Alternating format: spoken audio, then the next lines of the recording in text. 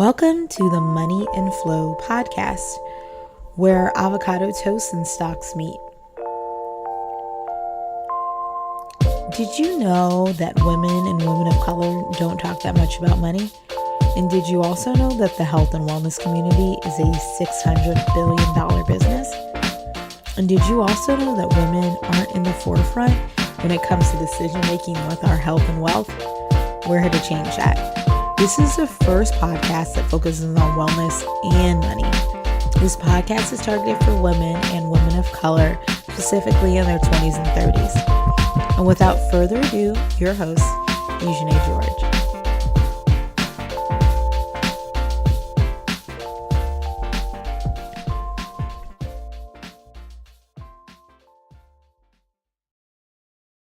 Hey, this is Eugenie George.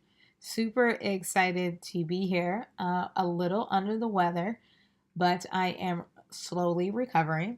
So I cannot believe how many folks have been listening in on the podcast. It's so funny because sometimes I'm here by myself having all these ideas, and then when I look at the analytics, I always see that folks are listening. So that makes me feel really good, and that also keeps me pushing. I want to give a special shout out for a couple of folks because one, y'all are my friends and or people that I really admire. I just really appreciate all of the positive feedback that you've been giving me. One, I want to give a shout out to Antoinette Miner, who pretty much has been like very much so behind the scenes ride or die for me and has always been like, just keep finishing your podcast, just keep recording, girl. Everything's gonna be fine. Just keep staying in the grind, but then also figuring out how you can flow out of it. Um, the other couple of folks that I want to give a shout out to is to Mickey Sankari, who is I believe, I don't know if we could say Hapa anymore. I'm so confused with terms nowadays, but Mickey has constantly been sending me messages telling me that the podcast is really beneficial, specifically when it comes to grad school. So that makes me feel really good. And that also that helps me understand if the podcast is actually working or not. Okay, so before we jump into our interview of the day, which is Carla, super excited. This month is the National Hispanic Heritage Month or Latino Heritage Month. It is really interesting because it's in the middle of the month. So it's from September 15th to October 15th. So what I'm going to do is sort of give you a wide range of Hermanas. And specifically, we're going to talk about health.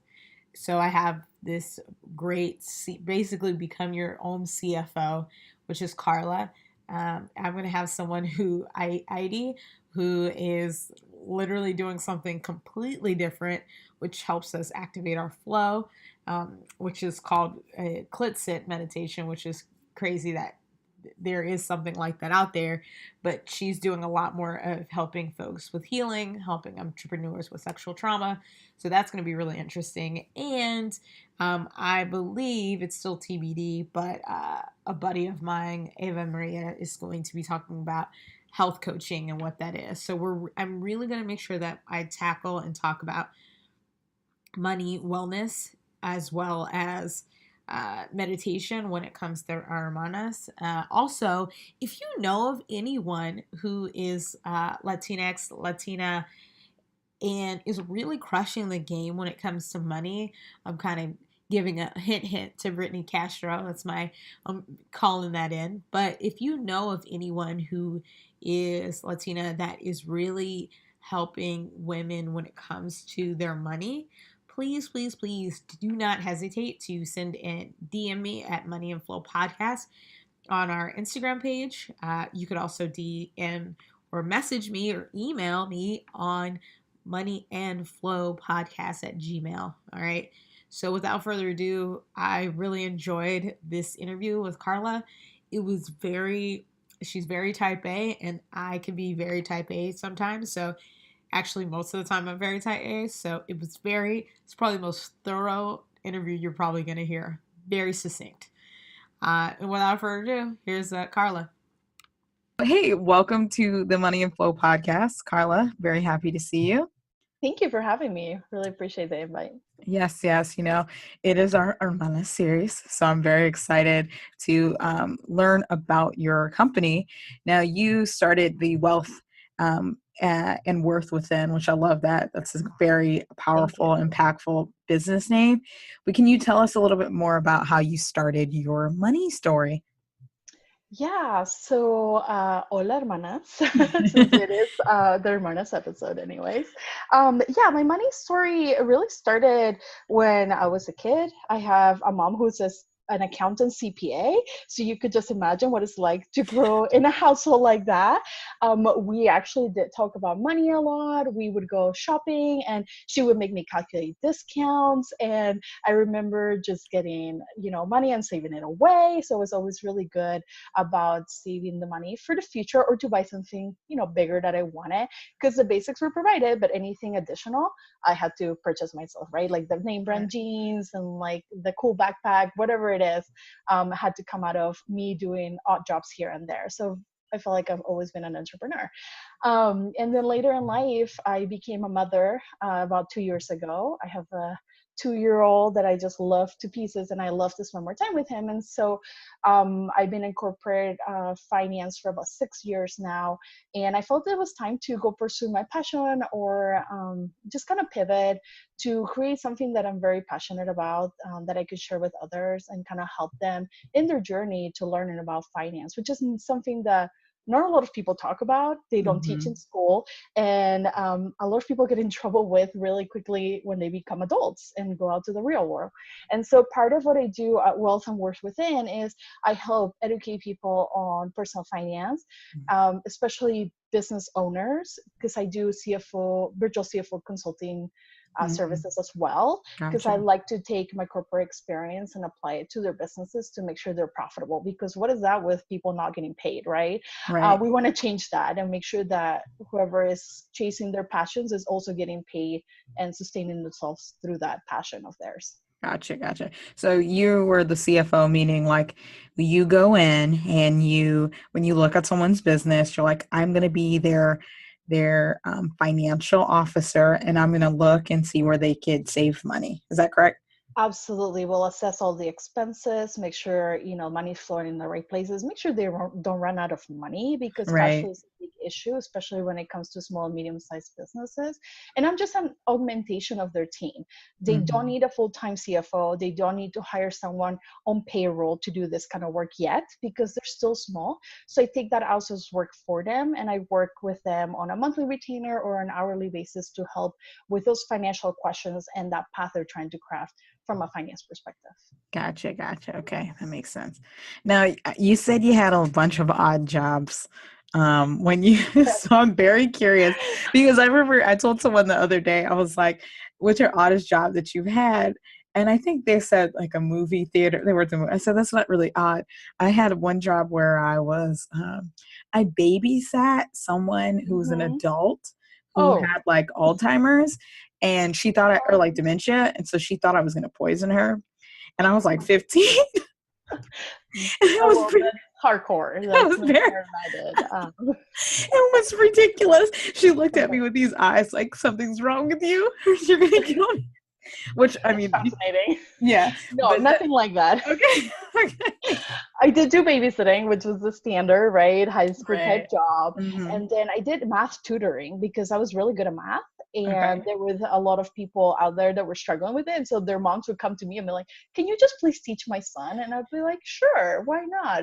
I'm going to get paid. This is awesome. Cool, cool. So, those were kind of like the few starting ones. But then as I got older, just or even younger, right? I would buy pens and then sell them for a profit in school. Like it Yeah, was me really too. random. Yeah, the opportunities, I would just go for it. And my mom would encourage that. She would be like, I'll let you borrow the principal and you have to pay me back once you sell all the pens. I mean, it was totally her pushing the entrepreneur bug on me. But I just felt that was like the coolest thing ever that I could make my own money. And so that just carried on to my life today, Awesome. right? Where I Yeah. do this passion of mine. Yeah, I'm curious. You have to fast forward in a couple of years and let me know what happens with your kids. Because yeah, I used to be a Oh, teacher, hmm. And I could always tell when someone, I was like, wow, this kid's already got business sense. She's like, I had a student who literally was out there selling chips, pencils, and she would like do deals like a twofer. Like you could get a chip and a pencil that was That's already so cool. sharpened. She'd do like a pencil that wasn't sharpened. I was very impressed. So That is that's amazing. I mean, the type of parents that want to pass this information on to him and make good. sure Mhm. he takes it in and builds wealth for himself so that he can have options in life and freedom to do what it is that he wants to do. And so I already started. My 2-year-old puts coins in his piggy bank. That is like the activity he loves to do. And he sits for 15 minutes to do that, once a week. And he just loves it. He has no idea what he's doing, but we're like so proud, right? Wait, I mean, you have to start somewhere, and Yes. that's very, very important. So that's awesome. Okay, so you just talked about being a mom, and I know you work with mompreneurs or women. Can you talk a little bit about your experience with switching over from the corporate, which is like constant, like 9 to 5?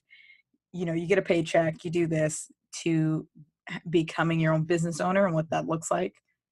Yeah, so I started my business back in January of this year, and I've worked with various types of clients in many industries. But I do still work with solopreneurs or mompreneurs, as you may. And it just is really rewarding because I see that a lot of these women are shifting, right, from their 9 to 5 and their full time jobs to be a mom, but also they don't want to give up on their career. They are achievers and they want to continue to accomplish things in their life. Right. And so I will work with them to, one, figure out how they can, pay themselves a salary out of what they're doing. And if they're not there yet, how do we craft a plan to get them there in the next 3 to 6 months? Right? Because it Mm, has to be quick, at the longest a year, because you can't go on that long without getting a paycheck. I mean, you got right. responsibilities, you got little ones to take care of, and at the same time to limit how much they work, and even raise their prices if need be, right? To work less and make more, that really being the end goal, so that they can manage their schedule and have the free time to be with their kiddos and raise them at the same time that they're growing a business sustainably and profitably. And so that is really the focus, right, that I work with mompreneurs on, is to how do we shift that scale to make sure they're not just an expense, but it's also a profit center for them.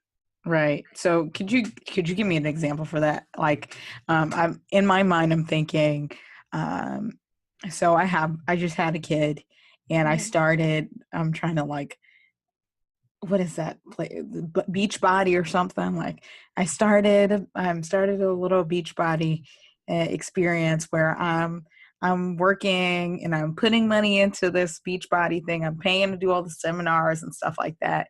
How would you help me, if I was a mom, be able to like pay myself first? And for some of you that don't know what Beachbody is, it's like Avon, all those places that have MLMs, which is called middle level management. Anybody that has a little business within a business, and then how would I be able to pay myself forward?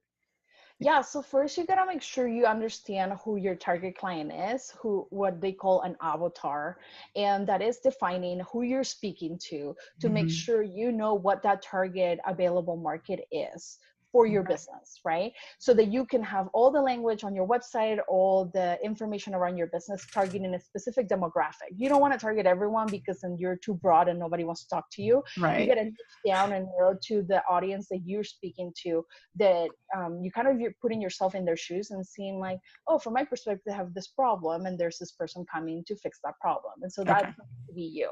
And so once you niche down and know who your target market is, then you need to find clients, right? And start developing a client list and building a pipeline on who are you going to sell your services to? What problem are you solving for them? That is really key, because you can have the most amazing service in the world, but if it doesn't solve their biggest pain point, nobody's going to want to spend money to do it, right? Right. Right. And so they want to hire you to come solve a problem for them. So define what's the problem you're trying to solve for them and how painful it is, because honestly, based on that, you can assess your pricing to see if they're price sensitive or not. Maybe charge more than you think you can, because to them it's such a big pain point that you're going to solve, that is worth it for them to pay rather than try to solve it themselves. Right. And so that's saving them time, money, and effort, right?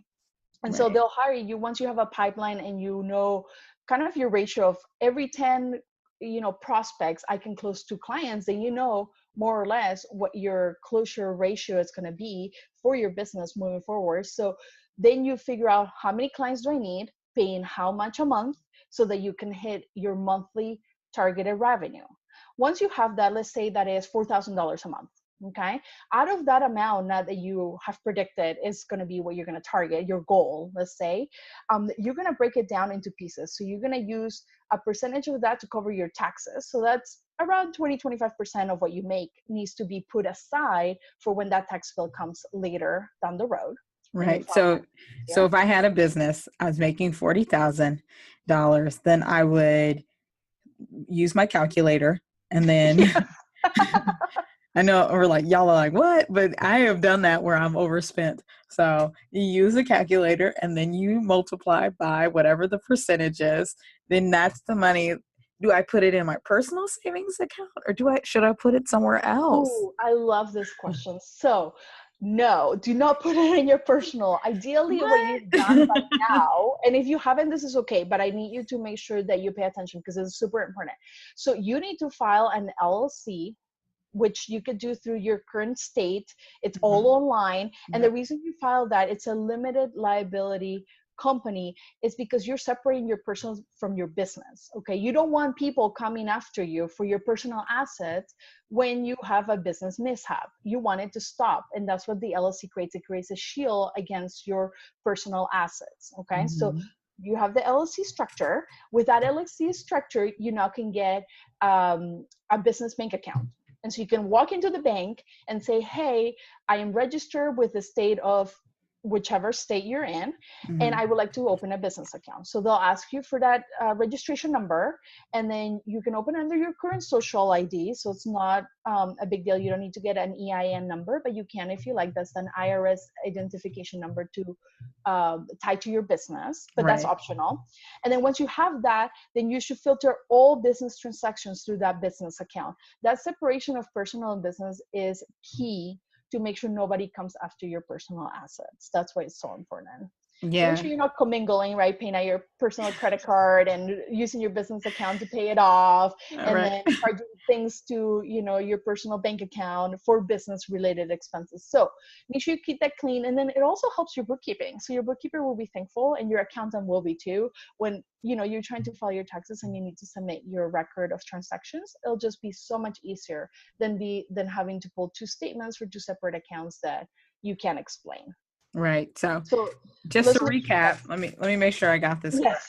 So I'm a mompreneur. I'm at home. I'm thinking, you know what? Let me get a little side business. Let me start something. My first step would be, one, get that LLC, which probably won't cost that much. I think people, depending on the state, for mine it was like $100 a year. Yeah. So mine was not that much at all either, but I didn't know that. In my mind, I had started as a sole proprietor, which was like $15. Correct.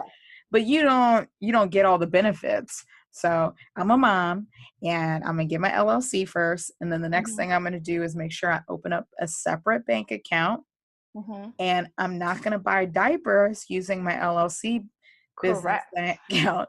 I'm going to use my personal savings. Okay, we got it. Okay. Great. And you ask, how do you pay yourself, right? So you've now maybe also opened a savings business account, just for the purposes of separating your tax money to make sure you're not touching that. So you had $40,000 you made this year, you put 20% away. That's about $8,000. It goes into your savings business bank account. And in your checking bank account, you'll have the remainder. So what you want to do is you also want to pay yourself at one point. And so you need to calculate what is that you're bringing on average monthly, and then take a payroll that's 10 or 20% of that and start paying yourself on a regular monthly basis. Yes. You could do this every 2 weeks, or you could do it monthly, but the calculation needs to be consistent based on your average business revenue. Average meaning 1 month you made 10,000, another month you made 20, another month you made 5, average that out, and then take 20% of that remaining, right? 80%. So we're down to 40% already allocated towards paying yourself and towards paying taxes. Okay. The rest you can use for expenses, you can use for profit, you can reinvest back into your business, you can save it, right? Whatever you like to do with that remaining percentage is up to you.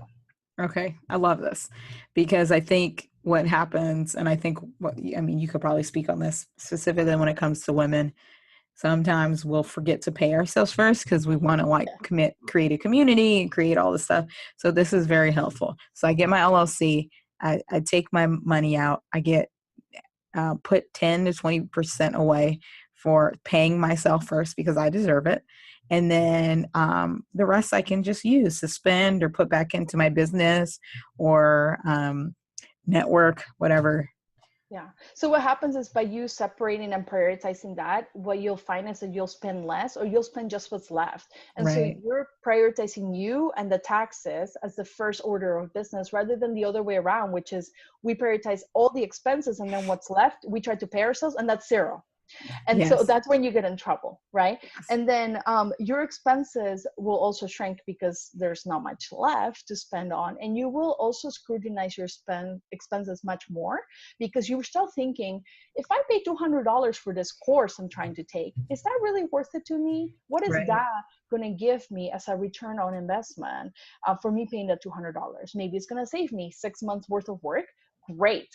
Totally worth the $200, right? Maybe Right. it's something you don't really need on your business, but something you would like to have or want, that's okay. But I would encourage you to think and assess whether or not that is, the money you want to spend on that, or can you wait? Or maybe you do want to splurge and spend the $200 in whatever it is Right. you're trying to obtain. So Yeah, I think that that's really, really benefit. I mean, my mishap or my financial hiccup was when I had the 9 to 5, I was completely fine. And then when I did my business, I was the knucklehead that didn't pay themselves for it because no one had told me. Everyone's just like, go out there and live your dream.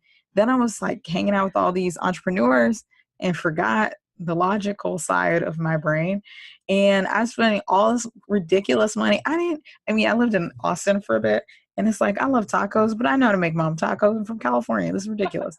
But I was out there buying all these tacos and didn't realize that how important paying yourself first is. And I think the two people that two books is Sadit. Is it right? Sadit Rami, or he has what his book is. I Will Teach You to Be Rich, which is yes. like the young Hmm. folks version, and then the Automatic Millionaire. Once I read I those, love I was those. like, Yeah. I know David Bach's David Bach. amazing. Hmm. Yeah. And I'll make sure I put that in the show notes. But Those are I was wonderful books. Hmm. very life Also changing too. for business professionals, I always recommend Profit First. They Oh, talk about this structure and how you break down to make sure you're paying yourself and prioritizing I making like that. profits above Hmm. everything else. And so I'll send you the link to make sure you include in the notes. But that is super important, right? To make sure you have a profitable business.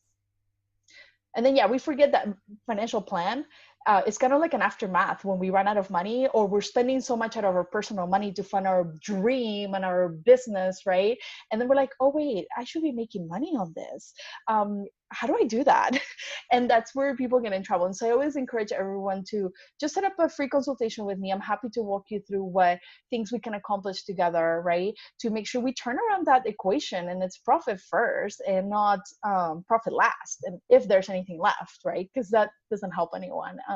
I started my business with $0. I do financial consulting services or virtual CFO services. And so there was no overhead for me. But every time there's an expense that comes through that I could potentially take on my business, I look at it two ways. Is it a fixed expense or is it a variable? Fixed meaning I will keep it even if I don't make any money this month, meaning I have to pay it out of something because it's not going to go away. Or variable, it's going to scale with my revenue up and down, meaning if I make money, the more money I make, the more that expense will be. The less money I make, the lesser the expense is going to be. And so I can take that into consideration because I try to keep my fixed expenses pretty low, if any at all. Right. And then when I make money, I start investing back into my business to buy courses, to go to conferences, to do things, but not until I have that money first. I Okay. don't want to start in debt. I don't want to start negative as much as possible. Right. And there's business out there that have inventory and such, so they're going to have to invest up front, but just try to turn that around as soon as possible. Yeah, that makes a lot of sense. So the goal would be, and I just want to make sure I'm paraphrasing this correctly. The goal is to look at fixed expenses and say, okay, like my Zoom, which is what we're calling on, Mm-hmm. has to get paid and that's monthly. Or like my phone bill, which is a part of my business, has to get paid. That is non-negotiable because it helps my Right. business flowing. However, the marketing is the variable You can expense. control that. Right. So, in the beginning, I'm out here typing out my own Instagram posts, but then once I get a certain amount, once I make my goal, then I can pay someone to do it. Yeah, absolutely. You can Okay. always choose to take on more expenses as your business grows, but at first you just need to scrutinize and make sure those expenses like Zoom and your phone that will be there no matter if you make money or not. You Right. try to keep those low, right? So that you're not in the red every single month you start Right. your. Cool. All right. That's awesome. Now we're going to talk a little bit about the fun side because I know you have kids, and Yes. that's also, kids are a blessing and sometimes a challenge. Yes, So they are. I didn't want to say anything else, but yes, sometimes being around children is definitely, you learn a new side of you. Like, I don't know if you knew, Mhm. but I was never sensitive or like, but I was never emotional until I had been around children, period. So, could you talk to me about the freedom of starting your own business while taking care of your children? Yeah, it's great because I can set my own hours. I can work around their nap schedule and work really early in the morning. It is not easy. It's definitely challenging. So for whoever that wants to start a business out there thinks, oh, I'll just quit my day job and do this on the side. It takes time. Okay. It takes time to get a business up and running that is profitable, that will continue to generate revenue at a certain level constantly. So you need to give yourself some time and patience, lots of patience, right? Because you're pretty much like, birthing a new child, if you may. Right. And it takes time for them to develop, just like they do your own children, right? Right. They didn't just get pregnant and give birth the next day. You got pregnant and waited 9 months for them, 8, 9 months to develop, right? And then Right. they come out and then they still have to grow. So same thing with businesses, right? They don't just happen overnight. They're not a quick and big hit like you see on the news, right? That you go Right. from $0 to $1 million in 1 year. Those are rare to find, right? They happen, but that's not going to be the majority of people. And so I want you to temper your expectations and know that it takes time to develop a business. Give yourself some leeway, give yourself some financial runway, put aside some savings. Don't just jump into it blindly thinking, oh, I'm going to make millions of dollars the first day I open for business and everybody's going to come hire me. So make sure you have some financial runway so you don't stress out your finances with your family. 6 months, a year, totally normal for a business to get up and running and continue to generate revenue consistently at a level that it can, allow you to pay yourself. And so having children and having the flexibility to have a business is great, but again, don't kid yourself. I work like harder than I think before because now you have to juggle the kid and the business needs you 24/7, and you could work 24/7. And so you have to set boundaries early on, know what you're willing and not willing to do, what times you're willing to work and not work, and stick by them because there's always going to be more for you to do. And you need to make the choice. And sometimes the choice is your children and spending time with them, quality time with them. Put the phone down, right? I have to do that sometimes because my husband reminds me. He's like, "You're on the phone again," and I'm like, "Oh my goodness, I need to pay attention and I need to color with my child." And so I will purposely leave the phone in another room just so that I'm not responding to emails or on the computer typing to the many, many demands, right, that a business has for you. And then ask for help. You know what? Moms don't Yeah. ask for enough help. We take on too much. We don't have a house cleaner. We don't have a house manager. Like, get all of that, okay? Because it's important to have the support. And so the only reason I'm able to do this is because I have a supported spouse at home that takes care of my child, that makes sure the house is running. I have a house cleaner. Where I can, I'll hire a virtual assistant to do some tasks for me because everyone can do everything themselves. And so give yourself some slack because you're already doing a lot, mamas. So Right. do not pressure yourself. I mean, that's my one of my business goals because people like crack up. They're like, well, what do you want your business to? Because my current business is, I only take on like 2 clients just because I'm in school and I'm trying to do all this types of stuff. So it's like few and far between.